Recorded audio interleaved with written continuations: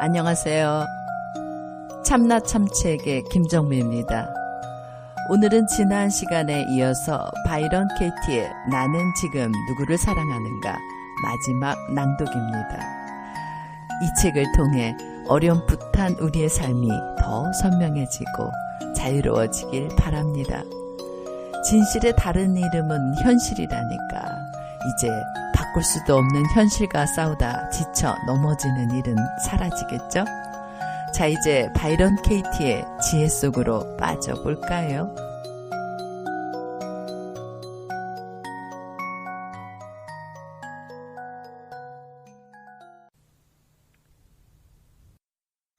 나는 지금 누구를 사랑하는가? 바이런 케이티 3장. 우리는 가족을 진정으로 만난 적이 없다. 부모와 자녀, 가족으로부터 자유로워지기. 엄마는 딸을 사랑해야 한다. 이것이 사실일까요? 아닙니다. 낡고 고정된 생각일 뿐입니다. 엄마나 아빠, 가족에게 상처받은 기억은 모두에게 있습니다. 가족은 나를 사랑해야 한다는 생각을 믿을 때마다 우리가 상처받는다는 것은 그 믿음이 진실이 아님을 보여주는 겁니다. 우리의 본질이 아니기 때문에 상처받는 것입니다. 엄마 새가 어떻게 새끼 새들을 둥지에서 끌어내는지 아시나요? 이리 밖으로 나오렴. 이렇게 말합니다. 그것이 사랑입니다. 사랑한다 얘들아. 안전한 둥지 안에 있으렴. 이렇게 말하지 않습니다. 엄마 새는 말합니다. 사랑한다 얘들아. 훨훨 날아가거라. 엄마 새가 새끼 새들에게 주는 것 정도의 사랑은 우리도 줄 수 있습니다. 엄마가 당신을 사랑해야만 한다는 거짓말을 믿을 때마다 당신은 어떻게 행동합니까? 엄마와 당신은 서로 분리된 존재가 되고 맙니다. 엄마가 당신을 사랑해야 한다는 생각을 버리면 엄마 앞에 있는 당신은 어떤 사람이 될까요?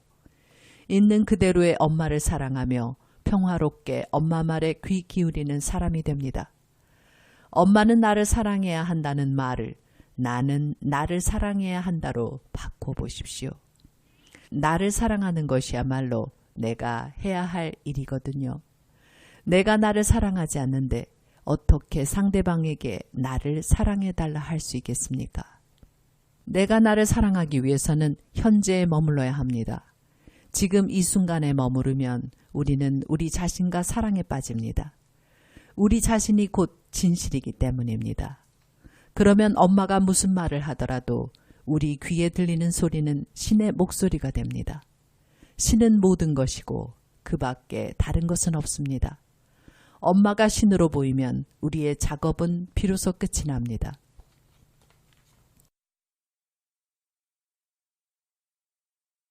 자녀를 사랑해야 한다고 생각하면 힘든 일이 많습니다. 자책과 죄의식에 사로잡힐 때가 많습니다. 아이들을 끔찍히 사랑해야 한다고 자신을 몰아붙이면 어떤가요? 때로는 두렵고 때로는 화가 나고 때로는 제대로 베풀지 못하는 자신이 증오스럽기까지 할 겁니다. 자신이 좋은 부모가 아니라는 생각도 듭니다. 자녀를 사랑해야만 한다는 생각에서 벗어나면 어떻게 될까요? 아이들을 사랑하든 사랑하지 않든 그것은 당신의 자유입니다. 자녀를 사랑해야만 한다는 의무감에서 벗어나면 당신은 더 훌륭한 부모가 될 수 있습니다. 당신은 사랑을 재발견할 수 있고 아이들의 말에 귀 기울일 수 있고 그들과 함께 어울릴 수 있습니다. 무슨 일이든 억지로 할 필요도 없고 주변 사람들에게 판에 박힌 부모가 될 필요도 없습니다. 생각에 의문을 제기하면 나 아닌 다른 어떤 사람이 되려 애쓸 필요가 없어집니다.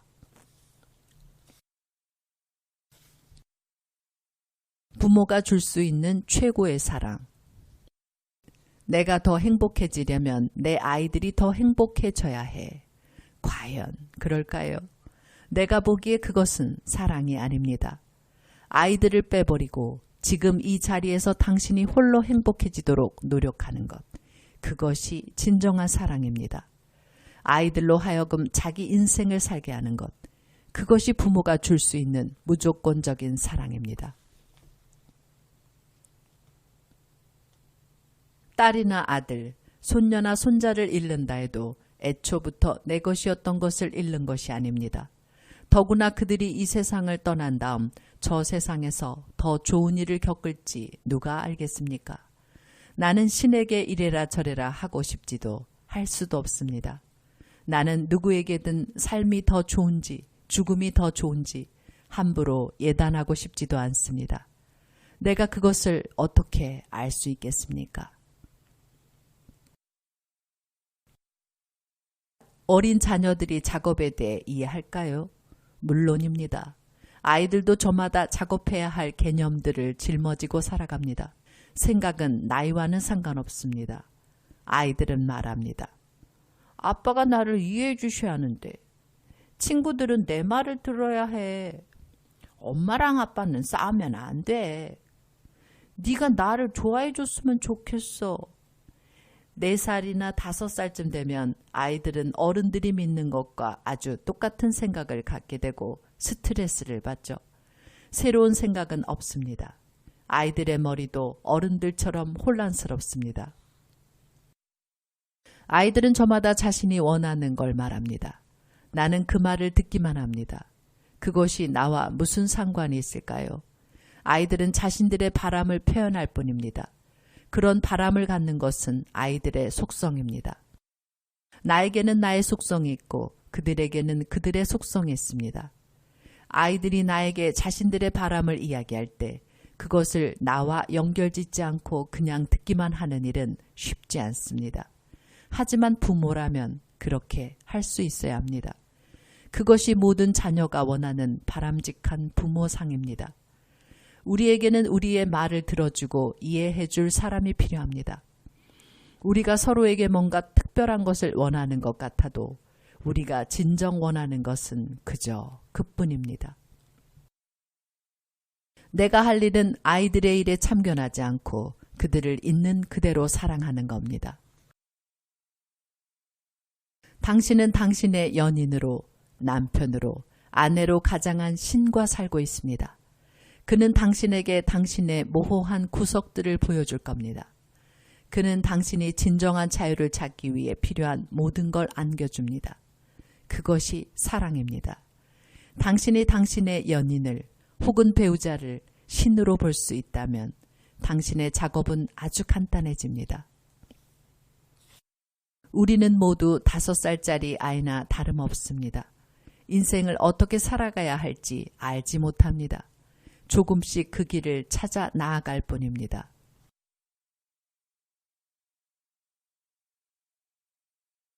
진정한 소통. 아이에게 뭔가 말을 하면 그 아이는 당신이 한 말을 자기식으로 해석합니다. 그것이 그 아이가 들은 이야기입니다. 당신이 한 말을 곧이곧대로 듣는 사람은 아무도 없습니다. 당신 아들이 당신에게 바보라고 말합니다. 그 아이의 말이 맞을지도 모릅니다. 나도 당신 아들 편을 들고 싶군요.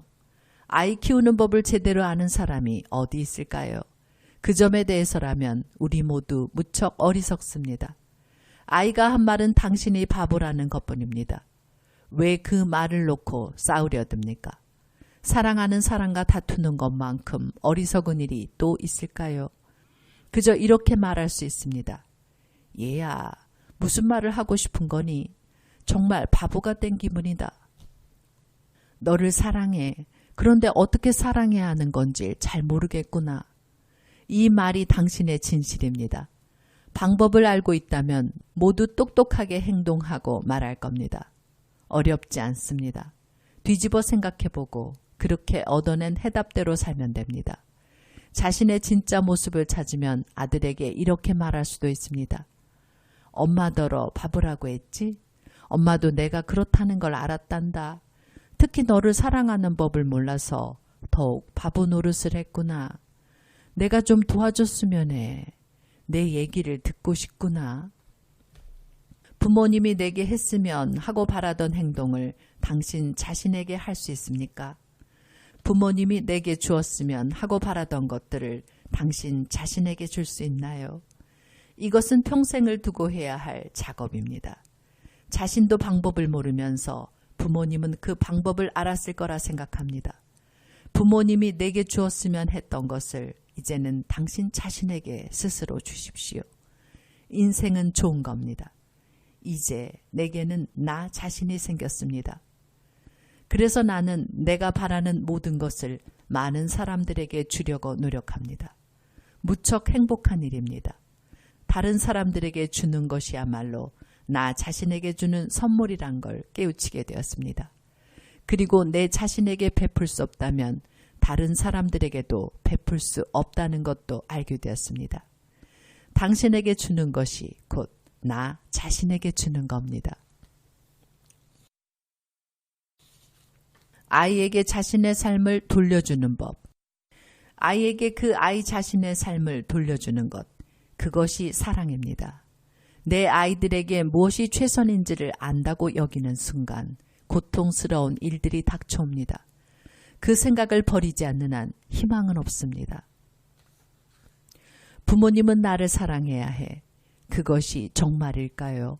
그런 환상은 죽여버리는 편이 낫습니다. 그런 꿈은 깨버리는 편이 훨씬 홀가분합니다. 누군가가 당신을 사랑해야 한다고 주장할 만한 이유가 있나요? 부모님이 당신을 사랑해야 한다는 생각을 하지 않으면 당신은 어떻게 될까요? 당신은 애쓰지 않고도 당신 자신이 될 수 있습니다.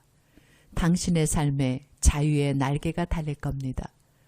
부모님이 나를 사랑하기를 바라는 것은 족쇄를 차고 사는 것과 다름없습니다. 부모님이 해주셨으면 하는 것을 전부 목록으로 만들어 보십시오.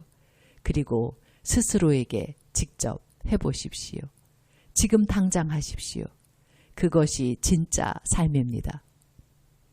가족의 일에 일일이 참견하지 않을 때 비로소 당신이 해야 할 일이 보이고 당신이 행복하다는 사실도 깨닫게 됩니다. 그리고 식구들도 당신을 따라하기 시작할 겁니다. 당신은 당신이 알고 있는 것을 전부 가르쳤고 이제 그들은 다시 배우기 시작합니다. 나와 내 아이들에게도 그런 일이 있었습니다. 이제 아이들은 더 이상 문제를 어렵게 생각하지 않습니다. 문제가 없는 사람과 함께 있다 보니 아이들도 문제를 붙들고 있지 않게 되었습니다. 진실은 친절합니다. 당신이 자신에게 친절하면 당신의 진실은 가족의 마음속에 깊고 빠르게 흘러들어가 그들을 지배하고 있던 인위적인 생각과 믿음들이 저절로 사라집니다. 자신의 생각을 검토하는 습관이 생기면 당신의 가족은 모두 스스로를 볼 수 있게 됩니다. 다른 방법이 없습니다. 당신의 가족은 당신의 생각이 이미지로 투사된 존재들입니다. 가족은 당신이 지어낸 이야기입니다. 다른 경우는 생각할 수 없습니다. 조건 없이 가족을 사랑하면 당신은 비로소 자기 자신을 사랑할 수 있게 되고 그때야 비로소 작업은 완결됩니다. 가족은 당신이 그들을 본 그대로 당신을 봅니다. 그러니 당신은 그들 모두를 두고 작업을 해야 합니다. 당신은 자기 자신을 어떻게 봅니까? 이것은 아주 중요한 질문입니다. 당신은 그들을 어떻게 보죠? 그들에게 작업이 필요하다 생각되면 내가 나에게 작업해보면 됩니다. 평화에는 두 사람이 필요치 않습니다. 한 사람만 있으면 됩니다. 그 사람은 바로 당신 자신입니다. 문제는 당신에게서 시작되고 당신에게서 끝이 납니다. 아이들은 부모를 사랑해야 한다. 이 말은 진실일까요? 내게는 통하지 않는 말입니다. 이 문제에 대해서라면 나는 늘 포기합니다. 이런 생각 때문에 자식들에게 기대하고 그 기대는 늘 상처를 가져오기 때문입니다. 그러니 포기하는 편이 더 낫습니다. 가족에겐 정해놓은 규칙이 있는데 어떻게 아이들에게 관심을 끊을 수 있어? 라고 생각한다면 그 규칙 따위는 다 잊어버리고 잘 살펴보시기 바랍니다. 얼마 후 당신이 평소에 가르쳐 주었던 규칙을 아이들 스스로 지키는 걸 보게 될 겁니다. 물론 아이들이 당신 마음에 차지 않을 수도 있습니다. 하지만 아이들은 당신의 모습을 정확하게 반영하고 있을 겁니다. 아이들이 곧 당신 자신임을 증명하고 있는 겁니다. 당신이 아이들을 어떻게 해보겠다는 생각은 버리십시오. 사실 당신이 조종할 수 없는 것은 아이들뿐만이 아닙니다. 다른 어떤 것도 사실은 당신 마음대로 조종할 수가 없습니다. 그것이 진실입니다. 아이를 때리는 게 아니었는데 아이를 바라보며 그렇게 생각할 때가 있습니다. 죄의식과 수치심 때문에 다시는 이 아이를 때리지 않게 될 거라 생각합니다. 정말 그렇습니까? 사실은 그 반대입니다. 당신은 스스로에게 죄의식과 수치심을 무기 삼아 들이대고 있습니다. 자기 자신을 수치스럽게 여기고 탓하는 것은 내면의 폭력입니다. 당신은 자신이 한 일을 후회하며 내면에서 폭력을 행사하는 겁니다. 지금은 옳고 그른 것을 따지는 단계가 아닙니다. 때릴 당시에는 당신이 생각할 수 있는 최선의 행동을 한 겁니다. 아이를 때렸어야 했다는 걸 어떻게 알 수 있나요?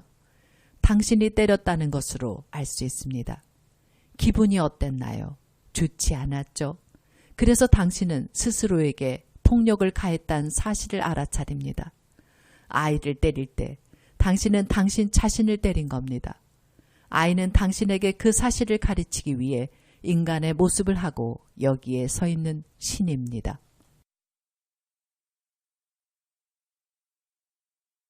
아이들에게 무엇이 최선인지 알지 못하는데 어떻게 이래라 저래라 할 수 있습니까? 아이들이 스스로 선택한 어떤 일로 행복하다면 그것으로 대만족입니다. 아이들이 어떤 일로 불행해진다 해도 그것 역시 내가 바라는 일입니다. 그 일을 통해 아이들은 내가 결코 가르쳐 줄 수 없는 것을 배울 수 있기 때문입니다. 나는 그런 방식을 소중하게 생각합니다. 아이들도 그 방식을 믿고 나도 그 방식을 믿습니다. 자아를 실현하는 것은 너무나 멋진 일입니다. 자아 실현은 자기 자신을 온전히 책임지는 일이고 그럼으로써 자기 삶의 자유의 날개를 달아주는 겁니다. 다른 누군가가 되려고 애쓰는 것이 아니라 우리 자신의 본성을 깨닫는 것이 자아 실현입니다. 다른 사람을 통해서 만족을 찾지 않고 자신 안에서 만족을 찾는 일이 바로 자아 실현입니다.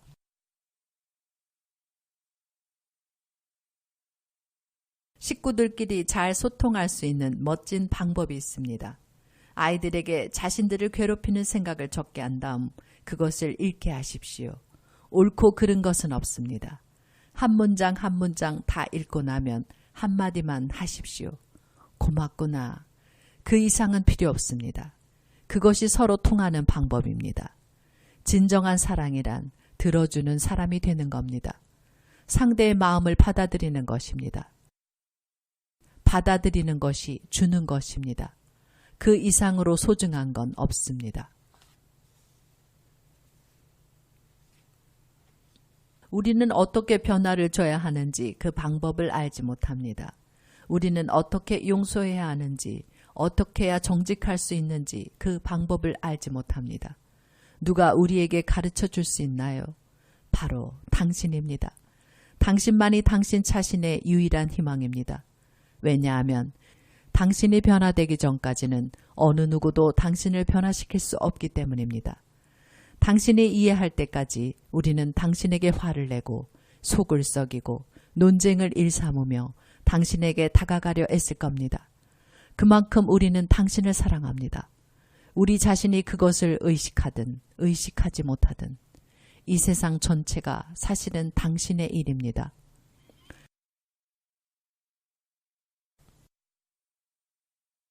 사장, 마루를 닦는 성자, 물건을 파는 성자, 일과 돈, 성공으로부터 자유로워지기. 행복은 깨끗이 비워진 마음. 온통 일과 돈에 관한 생각으로만 가득 찬 사람들이 많습니다. 우리에게 돈이 필요한 이유는 행복을 사기 위해서입니다. 하지만 작업을 하면 돈이 있든 없든 행복하게 됩니다. 그래서 돈에 집착하지 않게 되고 자연스레 진정한 당신 자신을 만날 수 있게 됩니다.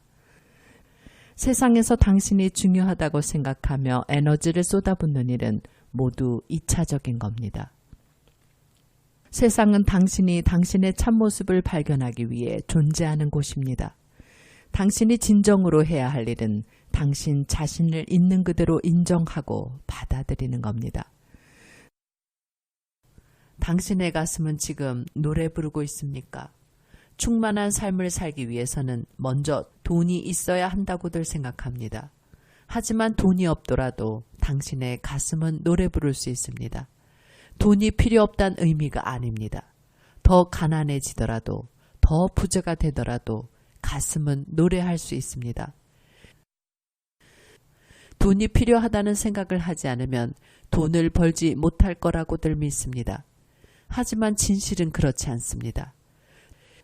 작업을 통해서 나 자신을 다시 찾은 후 나는 그동안 언제 어느 때나 필요한 만큼의 돈이 있었다는 사실을 깨달았습니다. 돈이 쪼들리거나 아예 무일푼이었을 때도 그땐 나에게 딱 그만큼이었어야 했습니다. 그렇지 않았더라면 배워야 할 교훈을 얻지 못했을 테니까요. 나는 일을 해야만 해 라는 당신의 생각은 결코 사실이 아닙니다. 그런 거짓말에 매달린 탓에 우리는 우리 스스로가 주는 존재의 선물을, 그 선물이 가져다주는 기쁨을 누리지 못하고 살아갑니다. 어느 누구도 일을 해야만 하는 건 아닙니다. 해야만 한다는 족쇄 같은 것은 애초에 우리 삶에 존재하지 않습니다.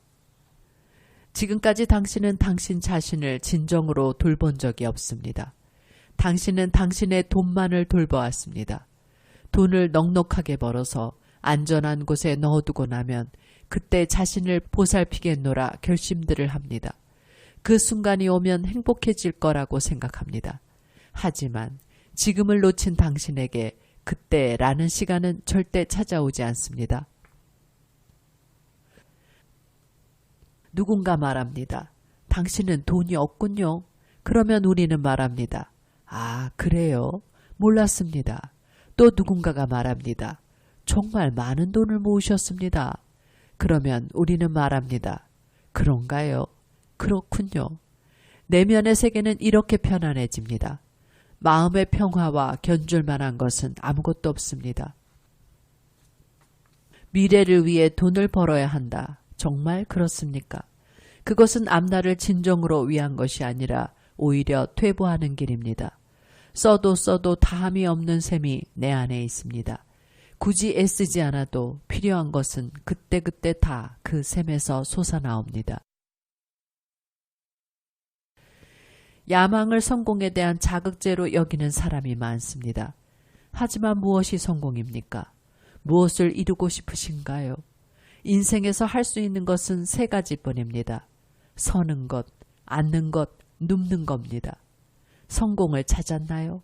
그래도 당신은 여전히 어딘가에 앉아있거나 서있거나 누워있을 겁니다. 서있다가 누웠다가 다시 앉을 겁니다. 성공은 하나의 개념, 하나의 착각일 뿐입니다. 당신이 원하는 것은 지금 앉아있는 그 의자입니다. 분명합니다. 그 의자가 지금 당신이 가지고 있는 의자이기 때문입니다. 그러니 더 이상 혼란스러워할 까닭이 없습니다. 내가 이 의자, 이 자리를 원하는지 어떻게 알 수 있습니까? 내가 지금 이 자리, 이 의자에 앉아있다는 사실로 알 수 있습니다. 두 눈 멀쩡히 뜨고도 진실이 보이지 않나요? 진실의 다른 이름은 현실입니다. 있는 그대로의 현실. 하지만 사람들은 현실 자체를 보려고 노력하지 않습니다. 지금 이 일을 하면서 다른 일을 해야 한다 생각하면 기분이 어떻습니까? 매우 고통스럽습니다. 뭔가 다른 일을 해야 한다는 이야기를 지어내지 않는다면 당신은 어떻게 될까요? 지금 하고 있는 일을 열심히, 제대로, 효율적으로 하게 될 겁니다. 그렇게 일하는 당신은 그 자리에 그리 오래 있지 않아도 될지 모릅니다. 더 귀히 쓰임받는 자리로 옮겨갈 것입니다. 성실함은 바닥이 없는 우물입니다. 깊고 거대합니다. 뒤집어 생각해 보십시오. 나는 지금 이 일이 아닌 다른 일을 해서는 안 된다. 지금은 그럴 수 없다. 나중에는 바뀔 수 있을지언정 지금 당장은 이 일이 좋다. 돈은 훌륭한 은유입니다. 돈은 여기에서 저기로 흘러다닙니다. 나라를 가리지 않고 무선이나 유선을 가리지 않습니다. 천지사방으로 흘러다닙니다. 돈은 정신적으로 어떻게 존재해야 하는지를 우리에게 보여줍니다. 흘러다니는 법을 보여주고 아무런 장벽이 없다는 것이 어떤 건지를 보여줍니다. 어떤 형태로든 변화될 수 있음을 보여줍니다. 얼마나 쉽게 오고 가는지 보여줍니다. 돈은 놀라운 영적 스승입니다. 돈이 하는 대로 한다면 당신은 있는 그대로를 완벽하게 사랑하게 될 겁니다.